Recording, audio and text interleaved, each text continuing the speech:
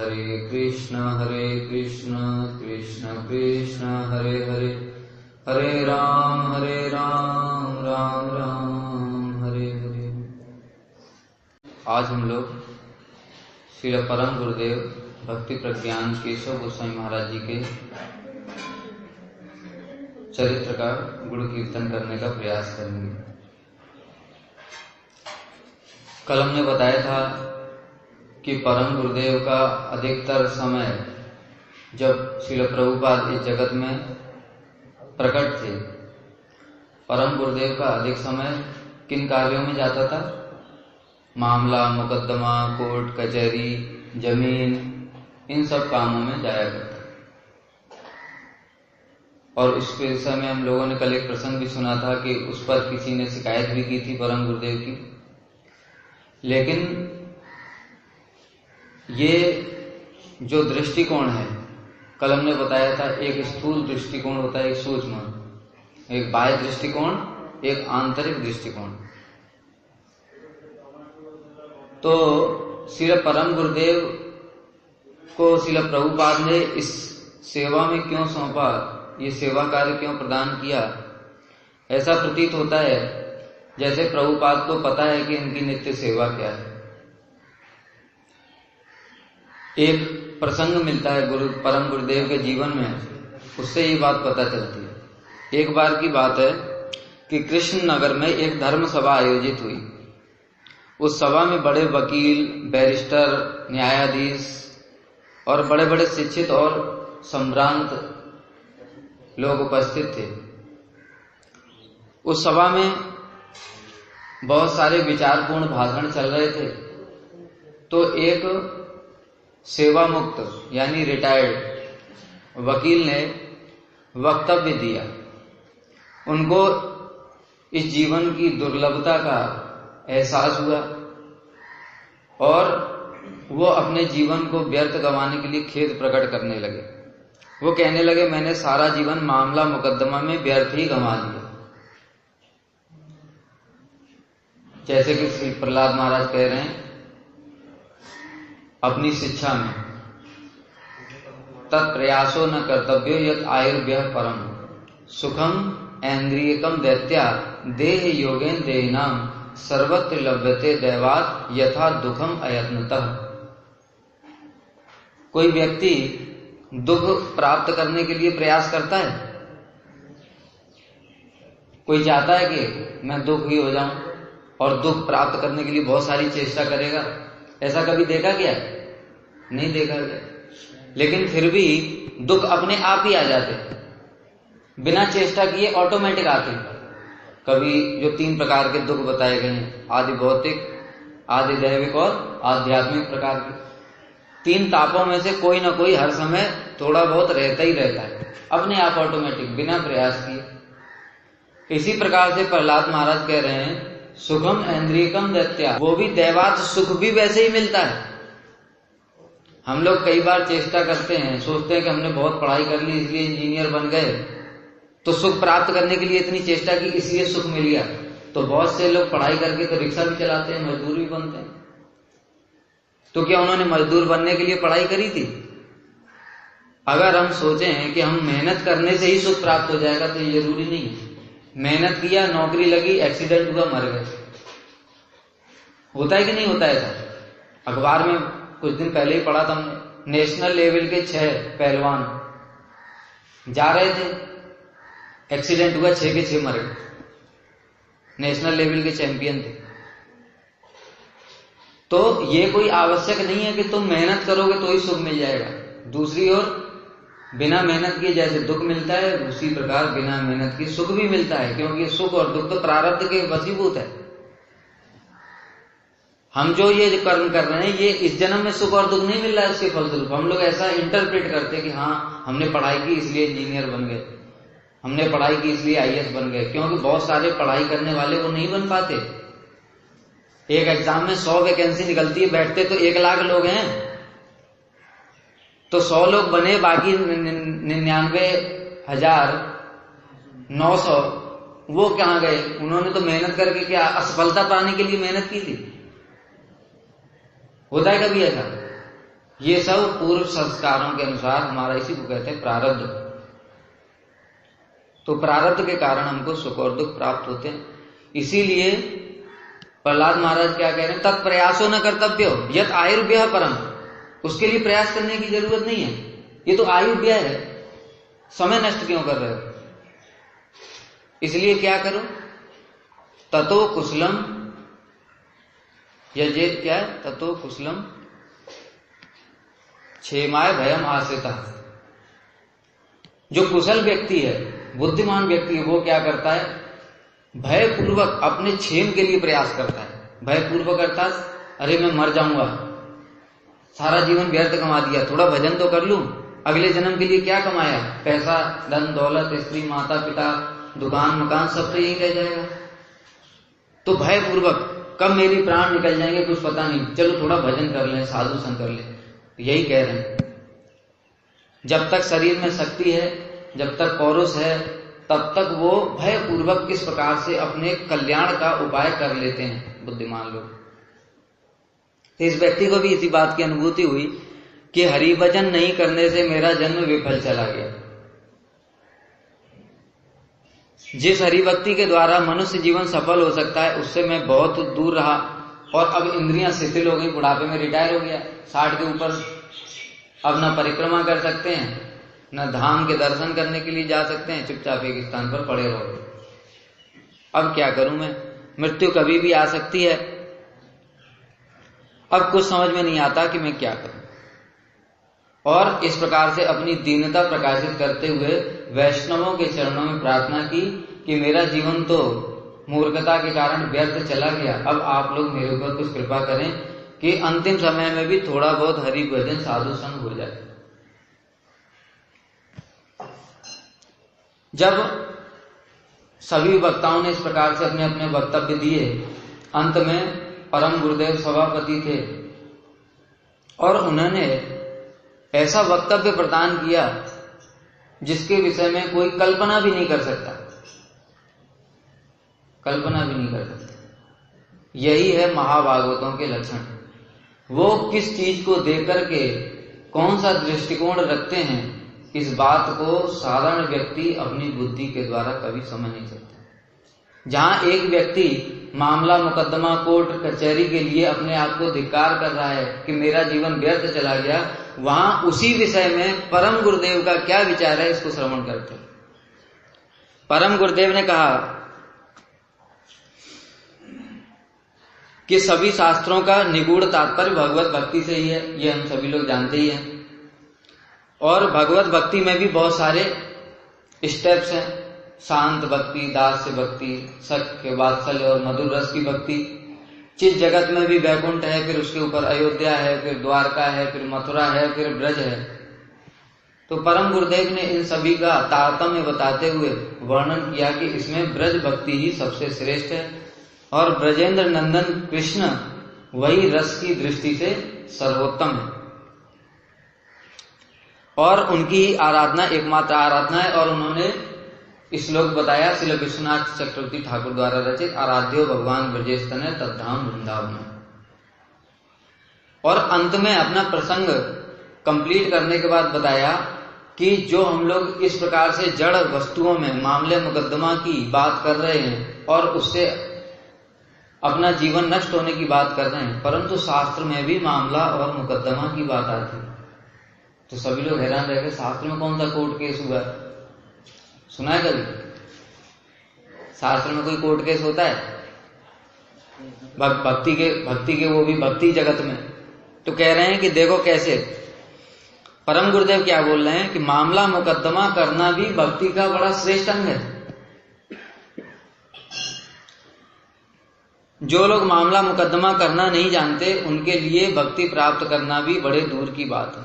अब कैसे बता रहे हैं, हम लोग सर्व आराध्या श्रीमती राधा रानी के पक्ष वाले और उनके साथ कृष्ण को मिलन कराना ही हमारी सेवा है। इस कथा के माध्यम से उन्होंने अपना स्वरूप भी बता दिया और अपनी सेवा भी इंगित कर दी, क्या हमारी सेवा है। और सामान्य लोगों को वो सब बात पता भी नहीं चली। किसी समय कृष्ण चंद्रावली से मिलने के लिए उनके कुंज में गए। राधा जी की सखियों ने विशेष बहाना बना करके वो चंद्रावली के कुंज से कृष्ण को राधा रानी के कुंज में ले आए और वहां पर राधा रानी के सामने कृष्ण को अपनी गलती का एक्सेप्ट करवाया, अपनी गलती, और उनके द्वारा रिटन में लिखवा लिया कि फिर कभी मैं राधा रानी को छोड़ करके अन्य कहीं पर नहीं जाऊंगा। इस प्रकार से उन्होंने लिखवा लिया और उनके साइन भी करवा लिए। इसमें लिखवाया कि मैं राधा रानी का दास हूं, राधा जी को छोड़ करके अन्यत्र कहीं नहीं जाऊंगा, और उस पर साइन करवा लिए।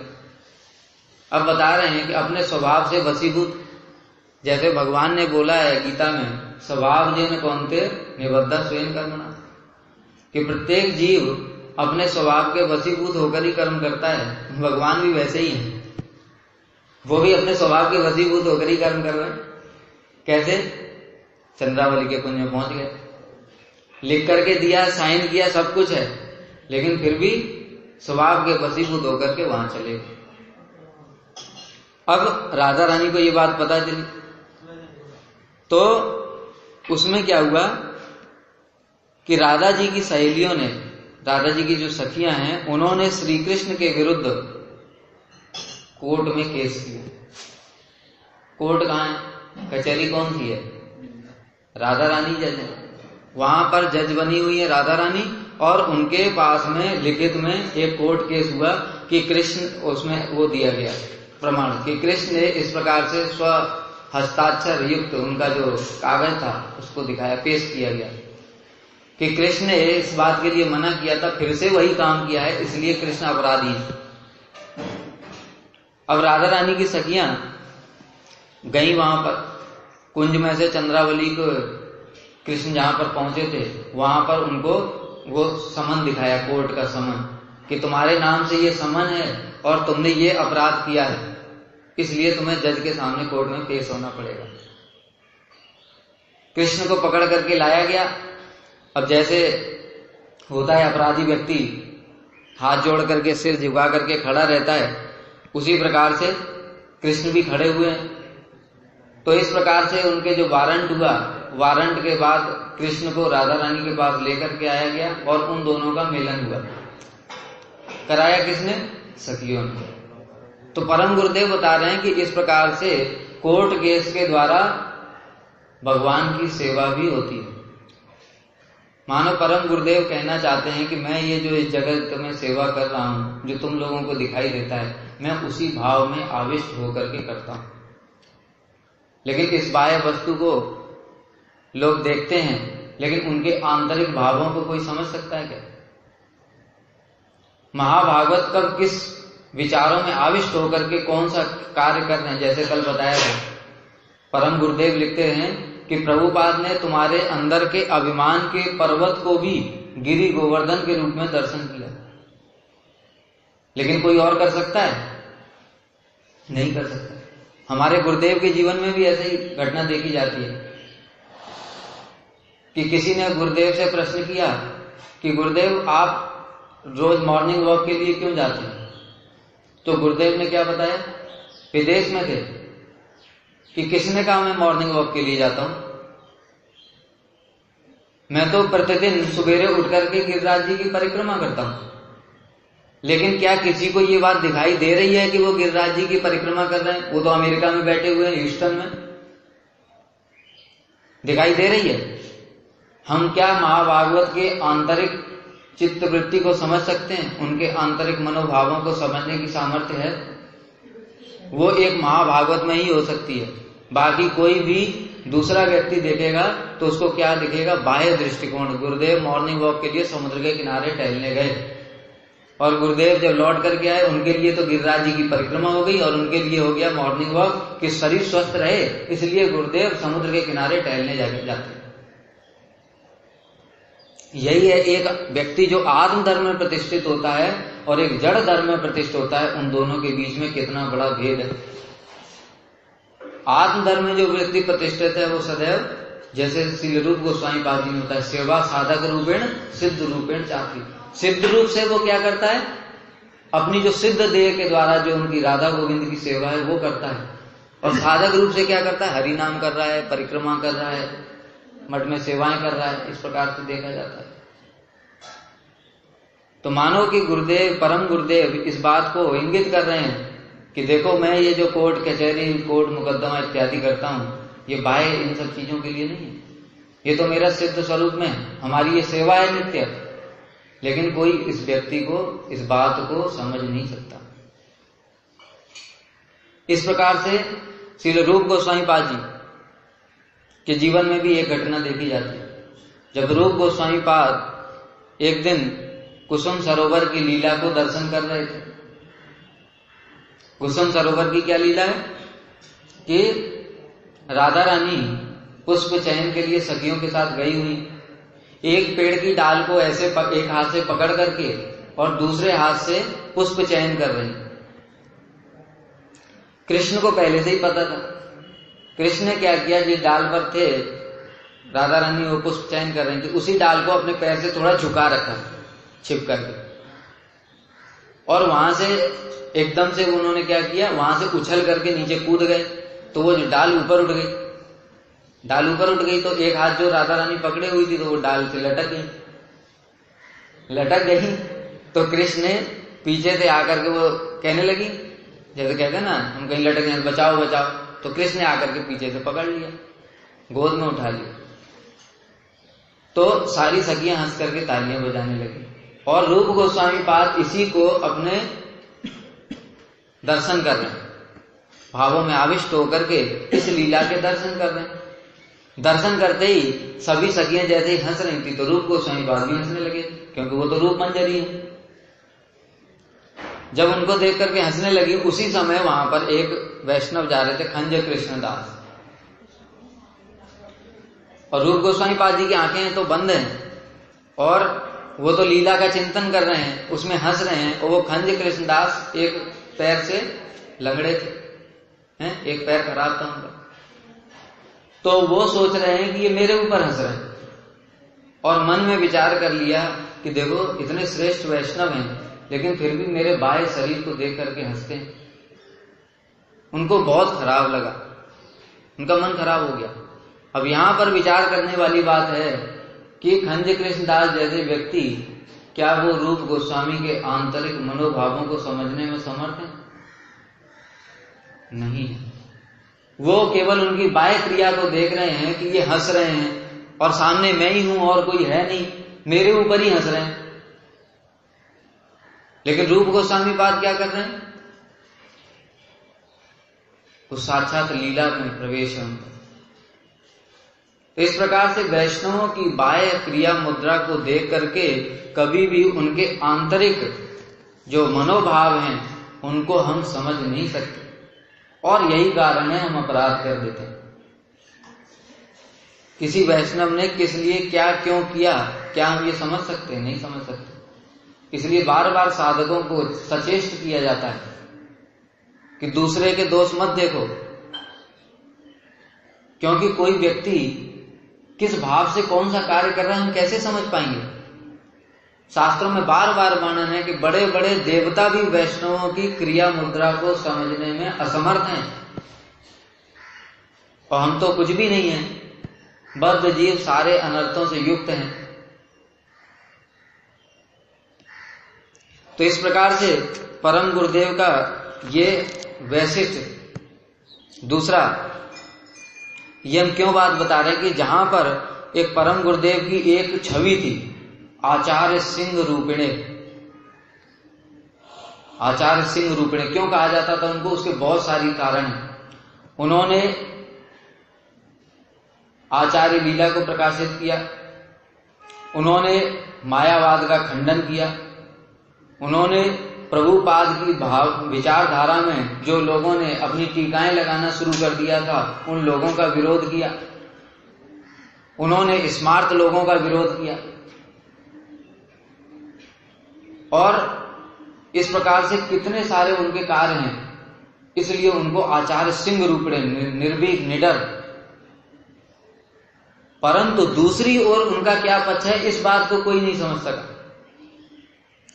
श्रील गुरुदेव इस बात को लिखते हैं कि जहां एक और वे आचार्य सिंह के समान थे, उसी वहीं दूसरी ओर वो परम रसिक वैष्णव थे। लेकिन उनकी एक लीला इतनी ज्यादा थी कि वो दूसरी लीला उसमें पूरा ढक गई। इसलिए हम दूसरे पक्ष को यहां पर विचार कर रहे हैं। एक बार की और कथा है कि जब गुरुदेव बताते हैं कि वो दामोदर लीला, जब गुरुदेव ने दामोदर अष्टक का वो किया था, क्या हिंदी में अनुवाद, उस समय वो पढ़ करके अपने गुरुदेव यानी परम गुरुदेव को सुनाया। हमारे गुरुदेव ने श्रील भक्ति वेदांत नारायण गोस्वामी महाराज जी ने श्रील परम गुरुदेव भक्ति प्रज्ञान केशव गोस्वामी महाराज जी को वो लीला पढ़ करके सुनाई पूरा कि मैंने कैसे ट्रांसलेट किया। तो वो लीला सुन रहे थे जहां पर के यशोदा मैया ने कृष्ण को बांध दिया। दाम बंधन लीला सभी लोग जानते हैं, इसलिए विस्तार से चर्चा नहीं करेंगे। बांध दिया और कृष्ण ने फिर यमलार्जुन वृक्षों का उद्धार किया। उस समय वहां पर नंद बाबा आए और नंद बाबा ने देखा कि कृष्ण की कमर बंधी हुई है। उन्होंने तुरंत और वृक्षों को देखा और सोचने लगे कि आज किसी प्रकार से भाग्य से कृष्ण की रक्षा हो गई। उन्होंने गोद में उठा लिया। कृष्ण रो रहे।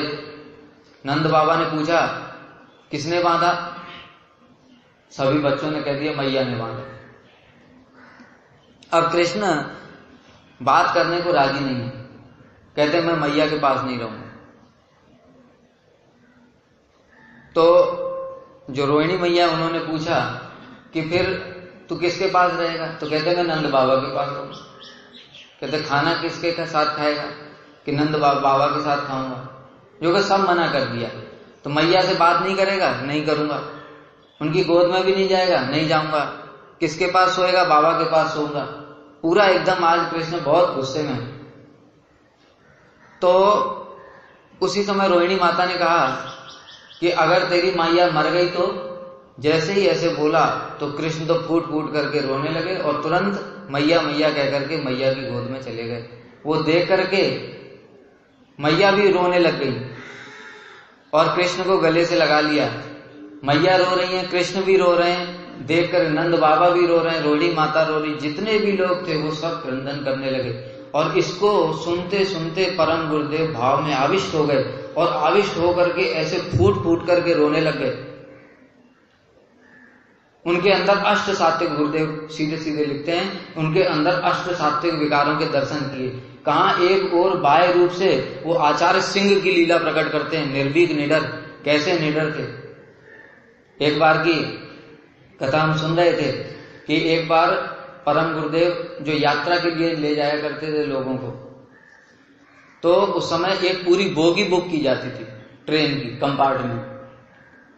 वो कंपार्टमेंट में जहां स्टेशन पे, जैसे यहां से गए मथुरा में जहां पर उनका डेस्टिनेशन आ गया, वहां पर उस कंपार्टमेंट को अलग कर दिया जाता था और उसी बोगी में ही लोग रहते थे, अपना रहना खाना। फिर जब वहां से दूसरे स्टेशन पे जाना होता था तो उसी बोगी को फिर से कनेक्ट करके चल देते थे, ऐसे करके होता था।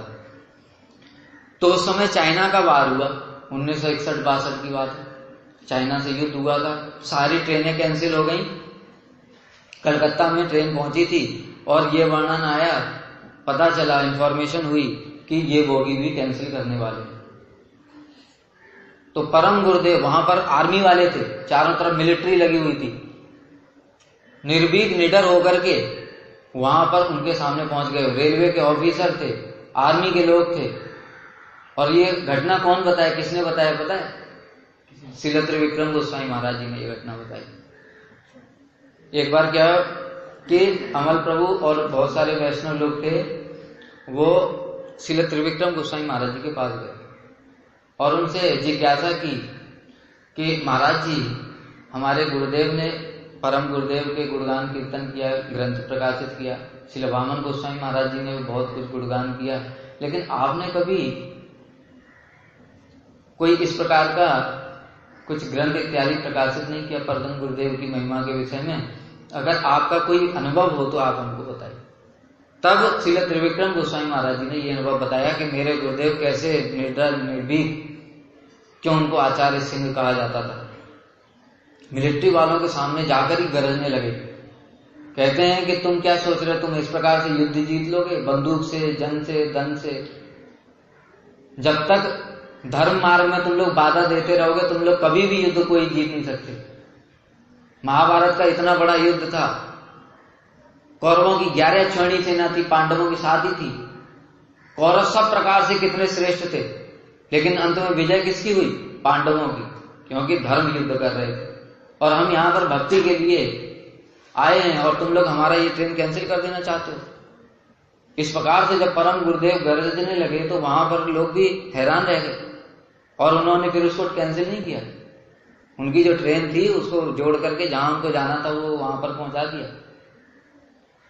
तो उनका जो ये प्रकार का एस्पेक्ट देखा जाता है, लेकिन वो कितने अंदर से रसिक वैष्णव थे, इस बात को बहुत कम लोग ही जानते हैं। एक और वर्णन आता है जिसमें कि उन्होंने जो विग्रह को प्रकाशित किया, हमारे श्री राधा विनोद बिहारी, और उसके विषय में राधा विनोद बिहारी तत्वाष्टकम की रचना की। ये भी उनके रसिक होने का परिचय प्राप्त होता है। राधा चिंता निवेशन यस्य कांतिर विलोपिता। कल हमने इसका एक व्याख्या बताई थी, राधा चिंता निवेशन। राधा लिंगित विग्रहम श्री कृष्ण चरणम वंदे राधा लिंगित विग्रहम। इस राधा लिंगित के 2 अर्थ हैं। एक राधा लिंगित यानी कि राधा जी के भावों में आविष्ट होने के कारण कृष्ण की अंग कांति सफेद गौर वर्ण की हो गई। ये हमने कल बताया था, इमली कला की घटना। और दूसरी जो व्याख्या है वो है राधा आलिंगित विग्रह। देखो परम गुरुदेव की क्या व्याख्या है कि राधा आलिंगित के द्वारा बता रहे हैं, श्री राय रामन जी ने गोदावरी के तट पर महाप्रभु के सामने व्यक्त किया, पहले देख लूं तुम्हार सन्यासी स्वरूप, एवे तुम्हा देखी मुई श्याम गोपरू। तुम्हार सम्मुखे देखी कांचन पंचालिका, तार गौर कांते तुम्हार सर्व अंग ढाका। तबे हासी तारे प्रभु देखाइला स्वरूप, रसराज महाभाव दुई एक रूप। अर्थात रामानंद जी ने चैतन्य महाप्रभु से पूछा कि मैंने पहले आपके सन्यासी स्वरूप को देखा। महाप्रभु ने उनको क्या दिखाया? पहले सन्यासी स्वरूप के दर्शन कराए, अब आपको श्याम गोप के रूप में देख रहा हूं, फिर कृष्ण के स्वरूप के दर्शन करा दिए, और साथ ही साथ आपके सामने एक स्वर्ण कांति विशिष्ट देवी को भी देख रहा हूं। कृष्ण है और राधा रानी है, जिसकी स्वर्णमयी कांति से आपकी कृष्ण अंग कांति पूर्ण रूप से आच्छादित है। तार गौर कांते तुम्हार सर्व अंग ढाका। और एक और चीज मैं देख रहा हूं, क्या क्या दिखाया? देखो महाप्रभु का सन्यासी रूप तो बात ही कर रहे हैं उनसे, उसको तो छोड़ दो, वो तो फेस टू फेस बात ही कर रहे हैं। दूसरा फिर उन्होंने स्वरूप दिखाया क्या कि कृष्ण का गोप स्वरूप जो श्याम रंग है, फिर एक देवी को देखा जो गौर कांति है, और फिर जो रसराज महाभाव किसको कहते हैं, जो कि वो श्याम वर्ण की कांति उस देवी की अंग कांति के द्वारा पूर्ण रूप से ढकी हुई है। तो राधा आलिंगित यानी राधा जी ने इनको आलिंगित कर रखा है कृष्ण को, वही स्वरूप मैं फिर से देख रहा हूं।